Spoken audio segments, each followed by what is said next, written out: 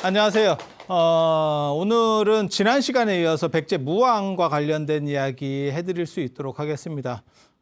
백제 무왕과 선화공주의 이러한 러브스토리는 믿거나 말거나 한 굉장히 좀 특이한 이야기예요. 그리고 저런 전설이 계속 내려왔다라고 하는 거는 조금 이해도 쉽지도 않고요. 그 다음에 그 당시 국제적인 관계, 그러니까 백제와 신라의 관계를 봤을 때도 그렇게 이렇게 딱 설득력이 있지는 않은데, 저런 전설이 내려오는 데는 또 다른 무언가 이유들이 있었을 거예요. 근데 그걸 이제 정확하게 알 수는 없고, 그래서 저 같은 경우는 이제 지금 추정하는 게, 무왕이 아마도 창왕 계열이거나 안 그러면 법왕의 전혀 다른 계통의 그러한 사람이었을 거다. 그리고 자수성가형 인물로 치고 올라오는, 그러니까 혈통적으로는 좀 떨어지는데 막 치고 올라와서 결국은 되지 않았을까라는 생각을 하거든요. 그리고 보통 전쟁을 잘하는 사람의 특징이 정적 제거를 목적으로 할 때도 전쟁을 계속 벌립니다. 그러니까 대외원정을 벌려서 내 주변에서 나를 좀 반대하고 이러는 사람들은 쳐내고 계속 전쟁터로 내보내는 거죠. 쳐내고, 그 다음에 나를 중심으로 세력이 재편될 수 있도록. 그게 이제 전쟁에서 굉장히 좋은 거거든요. 그러니까 왕권을 강화시키는 데 있어서 전쟁만큼 좋은 것도 없어요. 그래서 그런 일들을 무왕이 벌렸을 거라는 생각도 합니다. 그런데 이게 이제 좀 관계가 되게 재밌는 게, 무왕과 진평왕이에요. 진평왕이 그러면 선화공주랑 결혼을 했으면 진평왕이 장인이잖아. 그런데 무왕이 주로 팬 게 진평왕입니다. 그리고 진평왕은 정치를 굉장히 잘한 사람이에요. 재위관도 한 60년 정도 되는 왕이고 엄청난 사람이에요. 그러니까 진평왕이 없었으면 통일의 그 기반 자체를 확보하지 못했을 거예요. 그리고 예전에 그 삼국사 천사옥대조에서도 제가 그런 얘기를 했지만, 하느님이 인정하는 왕입니다. 하느님이 인정하는 왕이에요. 그 정도로 대단한 게 진평왕이에요. 그러니까 이게 언간한 사람이 걸렸으면 진짜 무왕 때 선덕여왕 정도가 걸렸으면 신라가 날아갈 수도 있었을 겁니다. 그런데 하필 또 진평왕이 걸렸고, 그리고 선덕여왕은 좀 부실했는데도 불구하고 아이러니하게도 거기에는 또 김유신이라는 사람이 있었고, 그러니까 삼국통일 직전에 3대장이 있어요. 3대장이. 어떻게 보면 전쟁 신급의 3명의 영웅이 나와요. 그건 뭐 김유신은 우리가 너무너무 잘 아는 사람이고, 또 한 명 단재 신채호 선생이 그렇게 빨고자 했었던 인물, 4천년의 뭐 최고 뭐 이렇게까지 평가를 했었던, 물론 그건 뭐 신채호 선생의 관점이니까 연개소문입니다. 연개소문. 그리고 실제로 중국 역사에 봤을 때 가장 어떻게 보면 중국 사람들이 두려워한, 그리고 경극이라든지 이런 데서도 연개소문의 그 어떻게 보면 약간 악신적 이미지, 그러니까 중국을 넘보려고 하는 그런 쪽의 관점에서 계속 연개소문이 반복적으로 등장을 하거든요. 그래서 연개소문한테 뭘 좀 당하긴 당했나 이런 생각들이 있고, 그래서 나오는 썰 중에 하나가 연개소문이 실제로는 중국 안쪽까지도 상당히 들어간 거 아니냐라는 썰들이 있습니다. 썰들이. 증거가 있느냐? 한 개도 없어. 그냥 썰이야, 썰. 그리고 그게 이제 고구려하고 신라의 어떻게 보면 명장이죠. 명장이고, 백제에는 누가 있죠?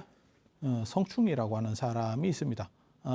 그리고 이제 그 사람이 몰락하면서 그 사람과 의자왕의 거리들이 좀 벌어지면서 나중에 백제가 무너지게 되는 거거든요. 물론 맨 마지막에 등장하는 사람은 여러분이 다 아시는 계백. 뭐 하는 분인지 잘 모르겠습니다. 왜? 졌잖아. 지는 게 장군이냐? 어떤 상황에서도 이기는 게 장군이지, 지는 게 뭔 장군이야. 멋있게 졌어요. 어쩌라고. 졌잖아. 사장님 경영을 너무 잘하세요. 근데 묻어놨어요. 너무 윤리적 경영을 하셔요. 묻어놨어요. 야, 그러면 사장으로서 자격이 없지. 그래서 성충 다음이 이제 계백이라고 보시면 돼요. 그래서 그런 사람들이 어떻게 보면 굉장히 삼국통일 때 드러났었던 굉장히 강력한 사람들, 그런 사람들이 있습니다. 그런데 무왕이 주로 공격한 게 하필 또 이게 참 진평왕 제위기랑 많이 겹쳐요. 물론 이 뒤에는 이제 선덕여왕 제위기랑 또 겹치는데 그러다 보니까 진평왕을 주로 그러면 마누라가 가만히 있었겠나 싶은 생각도 있고, 물론 뭐 아무리 결혼해서 나는 달라요라고 할지 모르지만 야, 그가 친정을 그렇게 공격하는데 그게 될까 싶은 생각도 있고, 그래서 선화공주랑 관련돼서는 아무튼 우리나라에서 가장 유명한 공주 하면 선화공주, 낭낭공주. 좀 있으면 또 나온다. 저 고구려 얘기할 때 나온다. 평강공주. 평강공주 나오면 평강공주. 평강공주가 지난 시간에 얘기했었던 영유왕하고 같은 그거예요. 그러니까는 이복 형제예요. 평강공주가. 그러니까 다 그 근처에 얽혀 있는 사람들이에요. 지금 다 얽혀 있는 사람들이에요. 그렇게 해서 그건 아마 시대 때문에 나타나는 걸 거예요. 시대가 한번 뒤집어지기 때문에 삼국통일이라고 하는 아주 강력한 사건이 벌어지니까 이제 영우들이 다투어 이렇게 움직이기 시작하는 거죠. 그래서 그렇게 돼 있는데 이제 미륵사와 관련된, 무왕의 미륵사 창과 관련된 이야기를 한번 볼게요. 선화공주는 아버지에 대해서 상당히 생각을 해. 이게 아버지에게 쫓겨났는데 효녀야 하는 행동은. 그래서 서동이 요 약간 주술적인 유행가 찌라시를 남발해서 선화공주를 이렇게 결국 쟁취하는 데 성공했다는 거고, 성공했고, 그래서 선화공주를 자기 집 있는 데까지 데려간, 이거 생각보다 쉬운 게 아니에요. 왜냐면 당시에 백제하고 신라가 아마 말이 달랐을 겁니다. 제 생각에는 달랐을 거예요. 그러니까 유럽 정도의 차이를 가지지 않았겠나, 저는 그런 정도 생각을 하거든요. 그러니까 어느 정도 얼음하게는 쬐끔은 통하는데 우리가 지금 한중일처럼 이렇게 분리된 건 아니고 우리는 전혀 못 알아듣잖아. 근데 유럽 애들이나 이런 거 보면 잘 몰라도 문자도 대충 이게 대충 뭔 같아 이렇게 이런 식으로 가거든요. 걔네가 약간 그런 정도 아니었겠나라는 생각 정도는 합니다. 그래도 물설고 낯설고 말도 안 되고, 그 다음에 적국의 공주고, 야 이거 살기 너무 힘들 것 같지 않아? 그 전쟁시인데 지금 전시체제인데, 야, 이게 가능한가 싶은데 아무튼 따라갔대. 야, 그래서 마동이 뭔가 굉장한 뭔가 매력이 있었는가 봐. 말을 많이 먹어서 그런가. 마가 건강식이에요. 그래서 아무튼 모든 걸 버리고 간 거지. 그래서 거기서 이제 금을 이렇게 엄마가 준 금을 보여주면서 한 마리를 줬대. 금 한 마리라는 게 도대체 뭐 얼마 정도나 될까? 일반은 한 마리면 제법 크지만 금은 무게가 있기 때문에 얼마 안 될 것 같은데 한 마리라고 해봐야 모르겠어. 뭐 아무튼 제가 보기에는 뭐 별로 안 많을 것 같아. 그리고 신라가 옛날에 금 되게 많았었어요. 여러분 아시는지 모르겠는데, 신라가 왜 금이 많은지 알아요? 신라 그 개천에서, 요즘으로 말하면 저기 월정교회 있고 이런 데에서 사금이 나왔어. 사금이 나왔어. 그러니까 금맥이 있었는가 봐. 그리고 그 사금도 지금도 그런 게 일부가 조금씩 나오는데 뭐 크지 않기 때문에 그거를 유의미하다고 안 봐서 개발을 안 하는 거예요. 왜냐하면 그런 식으로 채취하는 값보다 사는 값이 싸. 뭔 얘기인지 알았겠지? 금이 안 나오는 건 아닌데, 금 나와. 근데 그 채취하는 비용이 더 들어. 그럼 못 하는 거지. 그렇게 해서 신라가 그래서 금관이라든지 이런 금제 장식들이 많이 발전할 수 있었고, 그 다음에 신라가 지금 우리가 알고 있는 것처럼 나중에 이렇게 힘을 치고 어느 정도 올라올 수 있었던 게 사실은 그 금이에요. 그러니까 자원을 가지고 있느냐. 가야도 철광이 있었지. 그래서 가야가 힘을 쓰다가 결국 그 철광 쪽이 끝나니까, 그래서 가야는 제대로 된 나라를 형성하기 전에 끝났기 때문에 우리가 사국시대라고 안 부르고 삼국시대라고 부른다. 라고 하는 거예요. 가야가 생각보다 오래 갔지만 사국시대라는 표현은 없어. 그리고 금은 생각보다 좀 더 갔는갑지. 몰라 나도 언제 떨어졌는지. 예. 만약에 금이 빨리 떨어졌으면 신라 입장에서는 굉장히 힘들었을 거예요. 자원도 없고 막말로 자원도 없고 중국하고 멀고 백제를 건너서 어떻게 갈게요. 우리 길 좀 비켜주시면 안 돼요? 백제 아이씨 이게 미쳤나 이렇게 나왔겠지. 그리고 배 타고 가면 되잖아. 해안선을 타고 가야 된다니까. 예전에 항해 기술이 안 좋아서 그래서 자꾸 문제들이 생기는 거예요. 그 거타지서라도 그거 아니요. 그 진동가 거기서 난리 나는 거 아니요. 해안선을 타고 가니까. 해안선을 타고 가니까 밖으로 못 나간다니까. 나가면 죽는다니까. 그러니까 해안선을 타고 요렇게 그러니까 중국을 가려면 해안선을 타고 여기서 가려면 이렇게 해서 여기서 이렇게 가거나 이렇게 해서 이렇게 가거나요. 뭐 여기서 이렇게 하면 되는 거 그건 요즘 배입니다. 요즘 배. 옛날 배는 그렇게 갈 수가 없습니다. 그렇게 가면 그냥 다 이제 중간에서 용왕 한번 만나고 뭐 남자는 살아서 못 오는데 여자는 살아서 옵니다. 그냥 심청이지. 상태 안 좋으면 보내준다더라. 야, 그래서 얘기했잖아. 용왕 스타일이 아니었다. 받았는데 용왕 스타일 아니고 약간 똘튀기였는갑지. 그러니까 데리고 있으면 막 피곤할 것 같거든. 퍼뜩 보내야지. 퍼뜩 보내야지. 야, 이거 잡았다가 난리 나겠다. 이거 말아먹겠다 싶으니까 보내주잖아. 그래서 용이 생각보다 현실 판단도 빠르고 매너도 있고 그런갑다라는 생각을 우리가 그래서 그 상인은 그냥 그 생각도 했었거든. 공양님이 300석의 신청일을 샀잖아. 근데 그게 돌아왔으면 손해배상을 청구할 수 있을까? 그냥 생각해 보는 거예요. 그냥 생각해 보는 거예요. 그리고 만약에 그 손해배상을 저쪽에 소송을 걸면 그걸 절에서 물어줘야 될까? 절에서 몇 프로나 물어줘야 될까? 절이 이미 다 받았잖아. 절 입장에서 생각해 보는 거야. 이걸 계속 뭉개고 있어도 될까? 복잡한 일입니다. 그래서 이게 좀 복잡한 문제들이에요. 그래서 그 자원의 문제가 있어요. 그리고 무왕과 관련해서도 그 자원의 문제가 나옵니다. 자원의 문제가 나옵니다. 익산, 금마 뭐 이런 데가 예전에 금이 났던 것 같아. 금이 났던 것 같아.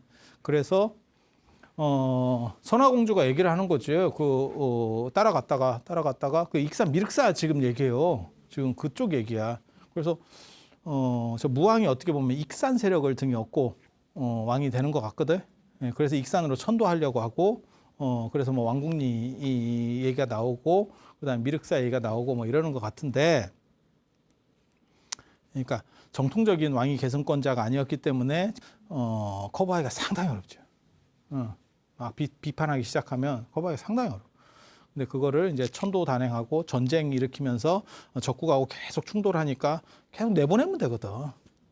그리고 벼슬을 조작할 수 있어요. 전쟁 시에만 가능해요. 원래는 이렇게 단계별로 올라와야 되는데 얘가 지금 내 마음에 드는 애인데 얘가 큰 공을 세웠어. 3등급 승진, 5등급 승진 가능합니다. 평시에는 불가능하지. 전쟁시라면. 그리고 저게 전통적 귀족이야. 내보냈더니 헛짓해가지고 대패했어. 날리면 되죠. 그 귀족을 어떻게 날립니까? 야, 전쟁에서 패했잖아. 그게 명분이 엄청나게 좋은데. 그래서 왕이 싹 조절할 수 있거든. 그래서 전쟁을 벌이는 이유 중에 하나가 분명히 그거라고 생각을 하는 거고 또 이제 천도해서 완전히 끝내겠다라고 생각한 거지. 그리고 금마라는 게 지금도 지명인데 금이 나오니까 뭐 그런 지명이 아닐까. 대부분 금자 들어가면 뭔가가 나와. 예전에 뭐가 있었어. 물론 그게 금이 아니고 동이나 쇠일 수도 있어요. 그래서 그런 쪽의 가능성이 있어요. 그래서 거기 가서 저 미륵사 쪽에 가서 이제 금을 깐 거지. 자, 이 금인데 이랬더니 서동이 그랬대잖아. 저건 나 막 캐는데 내가 막 했는데 산마겠지? 재배하지는 않았겠지 말을. 재배하면 되게 재밌는데. 우장춘이에요. 내가 재배할 거예요. 갑자기 우장춘 알아들으면 너무 슬프다. 그렇게 해서 산마를 캐는데 저런 돌덩어리는 됐다 많다. 그래서 내가 저 돌덩어리를 이렇게 쌓아놨다 라는 얘기를 합니다. 그러니까 금, 이게 뭔 소린가 싶죠. 설마 아무리 말을 캔다고 금을 모를까?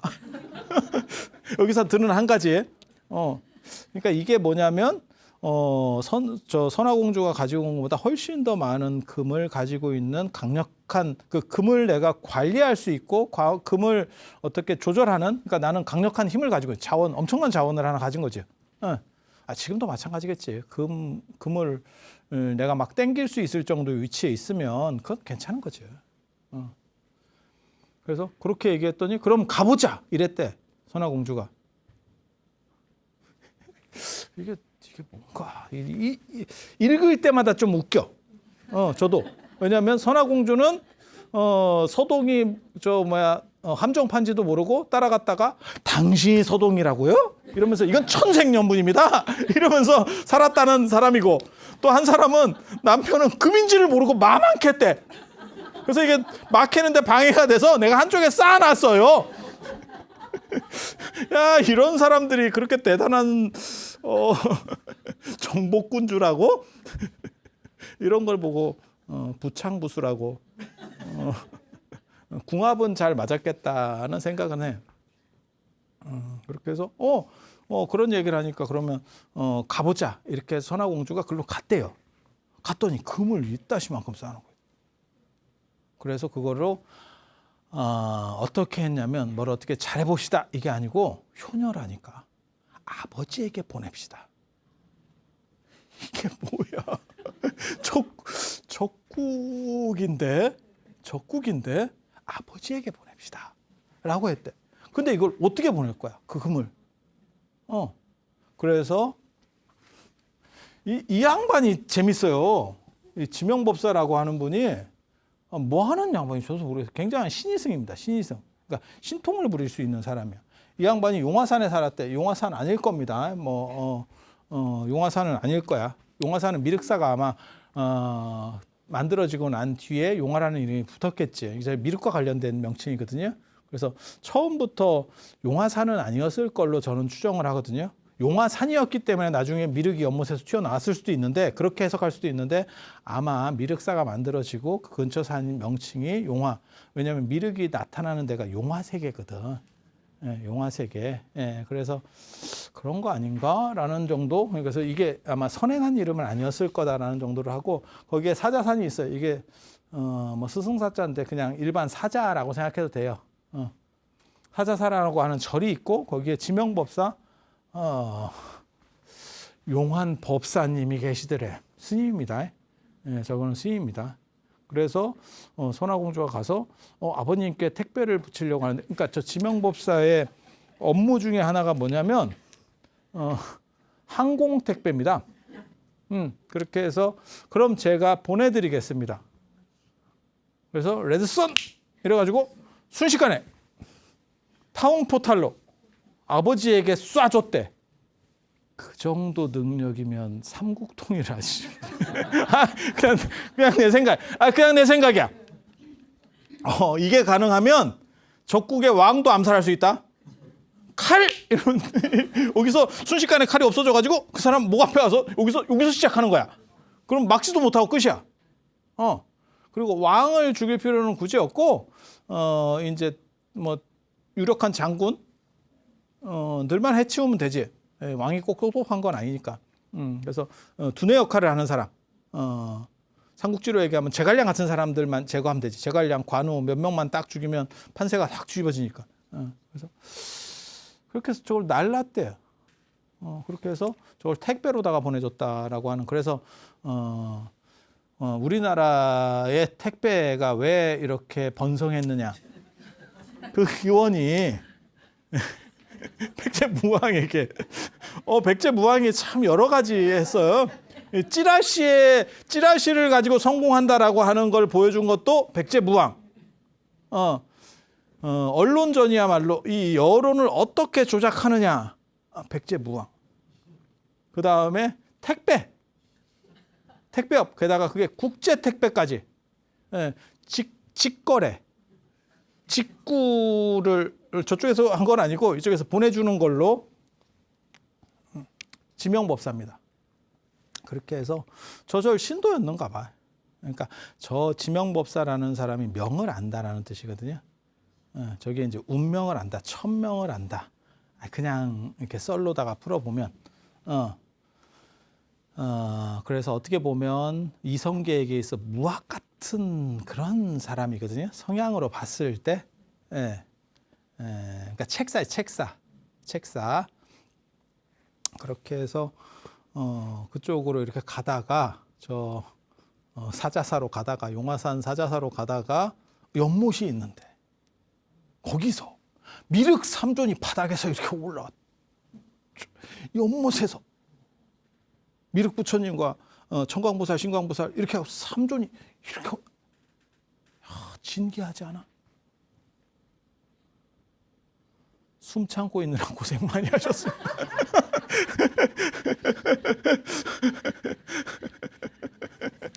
야, 조금만 늦게 왔으면 내가 숨 넘어갈 뻔했다 이러면서 이거 땅에서 올라왔다는 얘기를 내가 어디서 들었는데 이거는 물에서 올라온 거거든. 땅에서 올라왔다. 어디서 들었냐면 나중에 신돈 기록에서 나옵니다. 그거는 이제 거기서는 그렇게 고려사나 이런 데서는 그렇게 나와. 역신 열전. 쉽게 말해서 반역자로서 신돈이 등장할 때는 어떻게 나오냐면 자기의 영험함을 알리기 위해서 석불을 묻어놓고 그 밑에다가 콩 같은 거를 놨대요. 그래서 물을 뿌리니까 나중에 이렇게 비집고 올라오더라. 이런 트릭을 썼다. 이런 얘기가 나오는데 모르겠어. 나는 그게 가능할지 어떨지. 워낙 신돈이 욕을 많이 먹는 사람이라서 그리고 저는 신돈을 보는 관점이 약간 달라서 왜 모른다고 얘기하냐면 석불을 심고 그 밑에다가 콩을 놓으면 발화가 안 돼요. 내 상식으로는. 이게 어느 정도 이렇게 지표 쪽에 있어야 열과 관련해서 발화가 되는 거지. 야, 여기다 놓으면 이게 식물이 올라올 것 같아? 여러분이 농사 안 해보셔서 그렇지 밭농사 이런 거 해봐. 밭농사를 1m 안에다 심어봐라. 안 나온다. 안 나온다. 그냥 위에다가 이렇게 해가지고 그래서 흙으로 살살살 이렇게 하면서 골로다가 이렇게 싹 덮는 정도지. 야, 이게 되나 싶은 생각을 해보죠. 저게 아마 신돈을 이렇게 덮어 씌우려고 하는 작전 아니었나. 근데 여기서는 연못에서 나오는 얘기를 내가 또 들어봤는데 안 들어본 게 없어, 이게.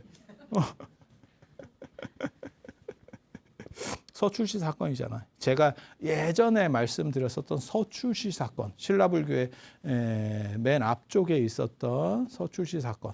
거기 보면 노인이 연못에서 이렇게 나온다더라. 그 얘기가 있지.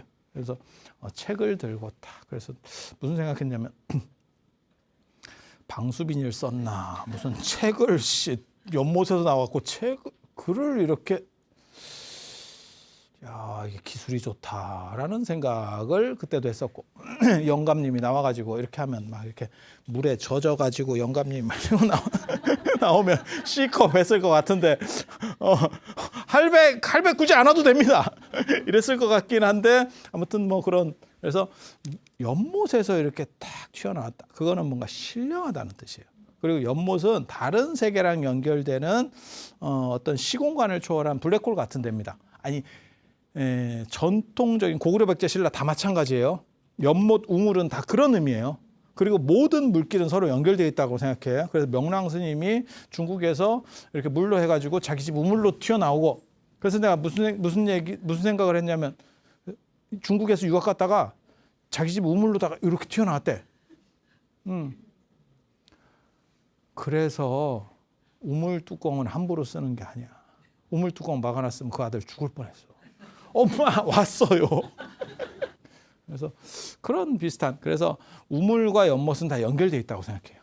옛날에는 그래서 용과 관련된 거야.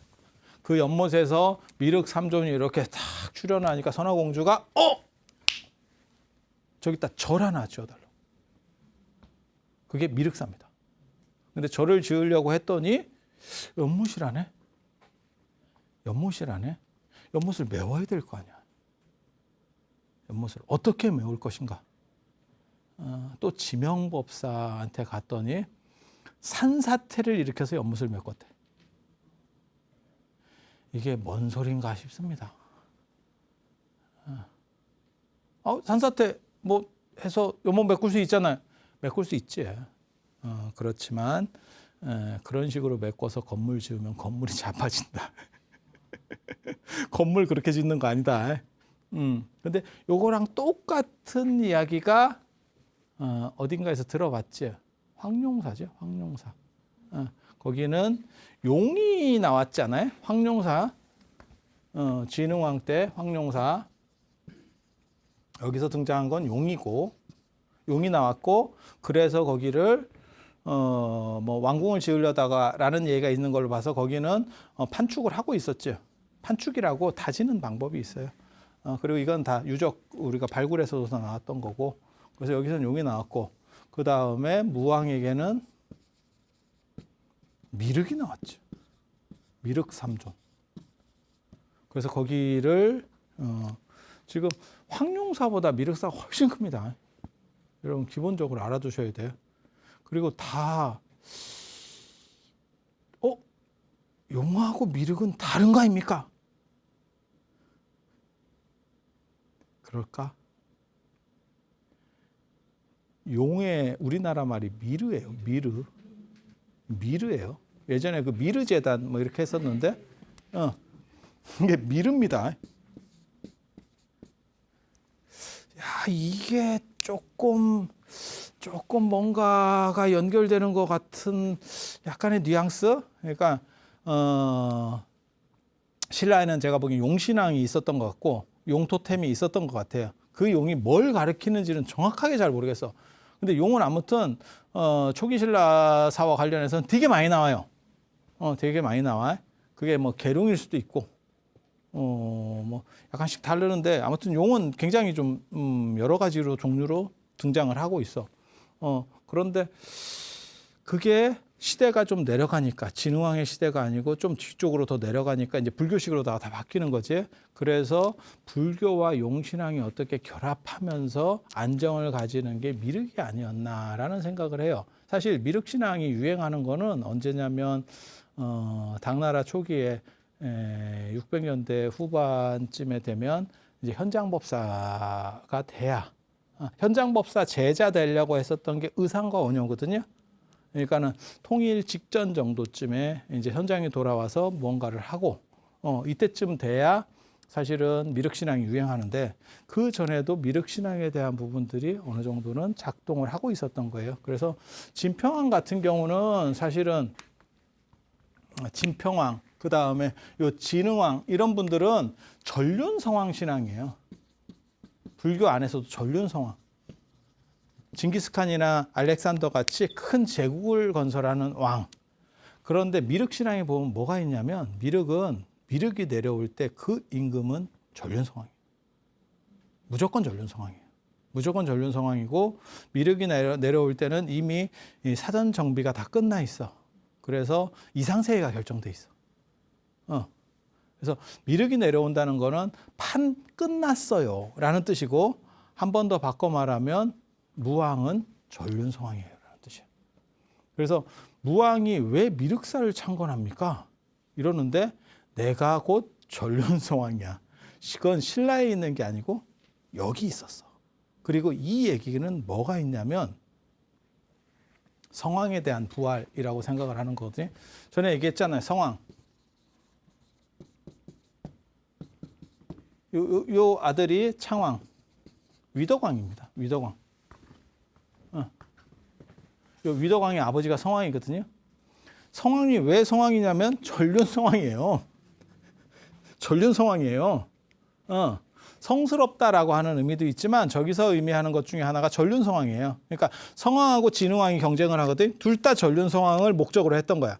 그런데 진흥왕은 성공했고 성왕은 죽었지. 김무력에 의해서 죽었어.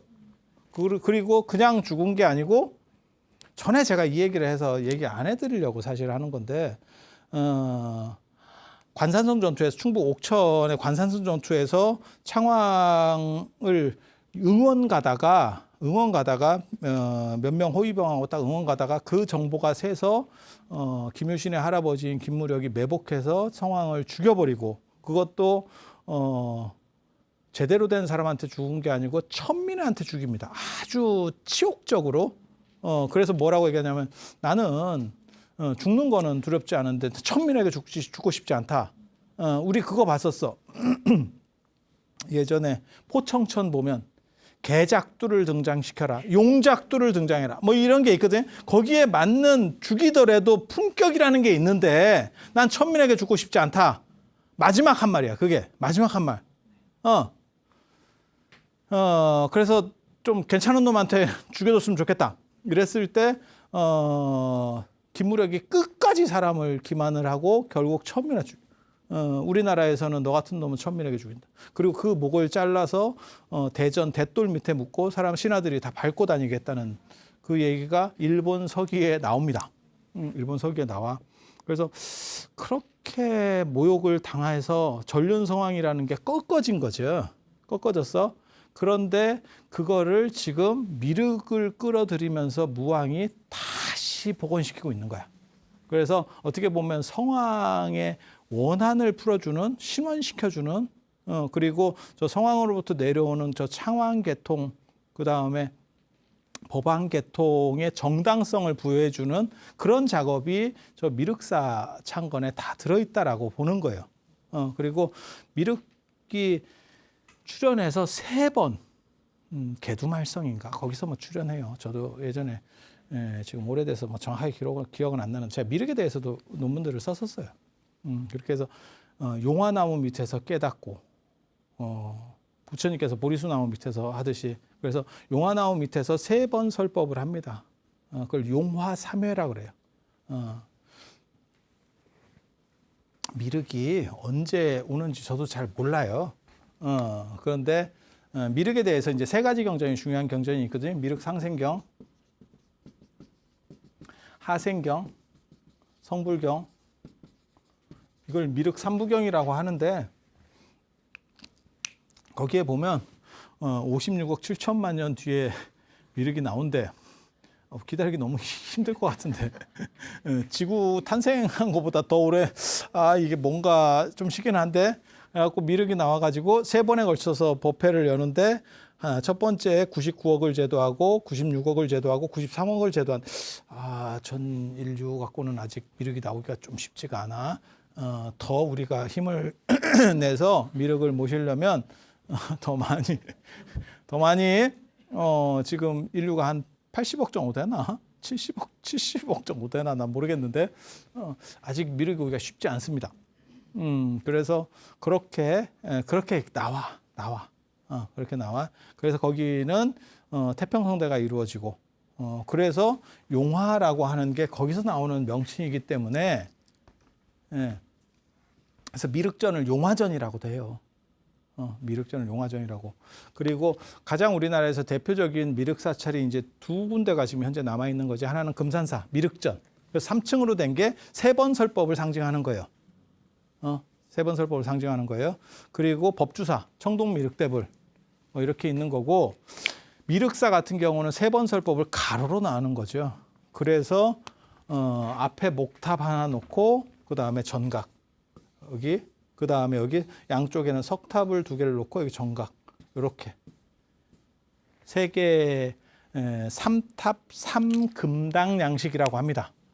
저런 특이한 양식을 쓰는 게 거기에 미륵의 3회를 설법하는 3번 용화 3회를 상징하는 그렇게 해서 결국 자신이 어떻게 보면 내가 위에 문제들을 다 해소하고 결국 성왕이 죽음으로 인해서 꺾였던 백제의 꿈을 내가 다시 부활시키고 자신의 왕위에 정당성을 부여하고, 그리고 미륵이 출현했다라고 하는 건 뭐냐면 연못에서 나왔다는 것도 출현이거든요. 출현했다는 건 뭐냐면 이제 전륜성왕, 태평한 전륜성왕의 시대가 열린다. 그 전륜성왕은 누구냐? 나다를 얘기하고 싶었던 거예요. 나다를 얘기하고 싶었던 거예요. 그런데 미륵사에서 탑을 열었더니 선화공주라고 나와야 될 게 뜬금없이, 그리고 그 탑지석 발견된 것도 굉장히 재밌는 거예요. 정상적인 데다 안 넣었지, 이상한 데다 넣어놨지. 그래서 발견됐지. 그걸 훔쳐가려는 많은 시도들이 있었지만 왜 훔쳐가지 못했는지 엉뚱한 데 놔서. 왜 그런 거 있잖아. 여러분도 그런 거 있잖아.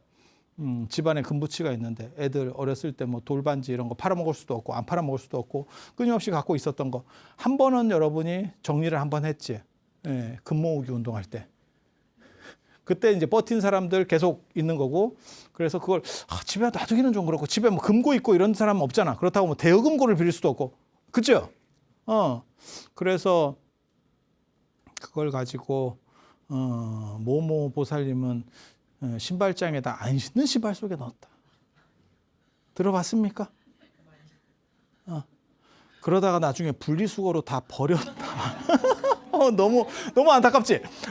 내가 이게 뭔가요, 진짜 싶은 그렇게 해서 IMF를 건넌 금부치가 결국 분리수거장으로 가서 끝나고 생각할수록 부해가 치밀겠다라고 하는 굉장히 창의적인데 숨긴 거야. 그래서 어떤 도둑도 찾을 수 없는 데다. 근데 내가 버렸지. 내가 버렸지. 비슷해. 그래서 아무도 찾을 수 없는 이상한 쪽에다가 해놓는 바람에 결국 발견이 됐고, 거기서 나오는 건 사택적덕의 딸이었다. 무왕의 부인은. 그렇게 나와서 선화공주의 진실성에 대해서 의심을 품게 되고, 그래서 지금 학계에서는 여러 가지 썰들이 있어요. 원래는 선화공주였는데 선화공주가 죽었다더라. 일찍 죽고 사택적덕의 딸로 다시 결혼했는갑다. 그런데 여기에서 보면 분명히 선화공주가 요청해서 했는데 거기에 들어있는 이야기에는 선화공주는 사라진 거죠. 그러면 요청한 여자는 도대체 뭐냐? 그리고 저 선화공주가 실제로는 선화공주가 진평왕의 딸이 아니고 백제계 유력 가문 아니냐, 이런 생각도 해볼 수 있는 거예요. 그러니까 사택적덕의 딸 별명이 선화공주값지. 이런 생각도 가능해. 근데 그게 우연찮게도 신라에 있었던 유명한 공주 이름과 겹치면서 스토리가 꼬여갈 수도 있는 거예요. 근데 유명한 사람 이름은 비슷하게 이쁜 이름은 같이 있을 수도 있는 거 아니야? 그것도 가능한 거야. 그래서 사람들이 또 이런 전설 만들어내기를 좋아하는, 이런 말 지어내기 좋아하는 사람들이 연결시켜서 하나의 스토리를 만들어낸 게 아닌가라는 생각도 해볼 수가 있는 거고, 실제로는 저거는 그냥 또 다른 이야기에 불과했어요 라는 설정도 가능하고, 그래서 어느 게 맞는지는 새로운 자료가 나오기 전까지는 영원히 알 수 없어요. 그런데 설화에는 저런 아주 우리가 모든 사람이 들어봤을 것 같은 서동요라고 하는 재밌는 설화가 있는데, 실제로 뚜껑을 까보니까 전혀 엉뚱하게 나오더라. 그것도 역사책에 나오면 어떻게 우겨보겠는데 당대 기록으로 이 금성문이 나와버리면 끝나거든요. 경기 끝입니다. 그때 넣었는데 뭐 타임캡슐인데 이게? 그 자료가 나오면 경기 끝이에요. 그래서 제가 무슨 생각하냐면 이거를 넣을 때 조금 더 자세하게 써서 넣으라 말이야. 내용을 그냥 짧게 이렇게 쓰니까 이게 무슨 독일고나 암호도 아니고 사람이 미치겠는 거야. 조금 길게 써서 이렇게 했어요. 이렇게 황룡사 구축목답 찰주본기 같이만 써줘도 많은 걸 알 수 있어. 근데 이게 무슨 몇 자 안 쓰니까 무성의하고. 근데 그 당시 사람들은 쓸 필요가 없어요. 왜? 왕비 누가 모르냐? 이렇게 나오는 거야. 그래서 내가 저도 지금 뭐 타임캡슐 같은 걸 하나 이렇게 좀 만들어 볼까 싶은데 자세히 써줘야겠다. 자세히 써줘야겠다라는 생각을 하고 있습니다. 그래서 오늘 백제 무왕과 관련된 이야기 이 정도 해드리고 다음 시간에